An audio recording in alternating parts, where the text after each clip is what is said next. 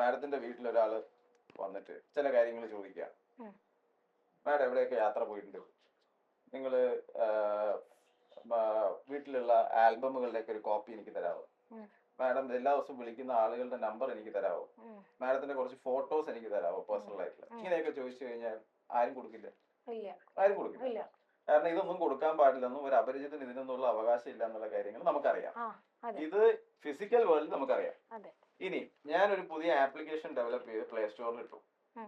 ആ ആപ്ലിക്കേഷനിൽ മാഡത്തിന് ഒരു ഫോട്ടോഗ്രാഫ് എടുത്ത് അതിനെ പലതരത്തിൽ കൺവേർട്ട് ചെയ്യാനും അത് ഡാൻസ് ചെയ്യിപ്പിക്കാനും AI വെച്ചിട്ട് ചേഞ്ച് ചെയ്യിക്കാനും ഇങ്ങനെ സുന്ദരാക്കാനൊക്കെ പറ്റുന്ന ആപ്പുകളുണ്ട്. അപ്പൊ അങ്ങനെ ഒരു ആപ്പ് ഹരീസ് ആപ്പ് എന്ന് പറഞ്ഞൊരു ആപ്പ് ഞാൻ ക്രിയേറ്റ് ചെയ്ത് ആപ്പ് സ്റ്റോറിൽ ഇട്ടു.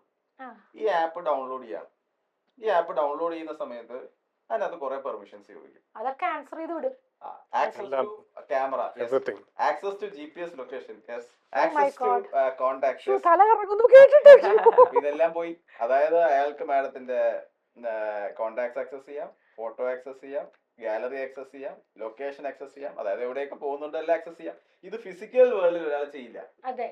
ഫിസിക്കൽ വേൾഡിൽ ഞാൻ ആദ്യം ചോദിച്ചപ്പോൾ ഇല്ലാന്ന് പറഞ്ഞു. പക്ഷെ ഈ ആപ്പ് ഡൗൺലോഡ് ചെയ്യുന്ന സമയത്ത് ഇതെല്ലാം നമ്മൾ ചെയ്യാം.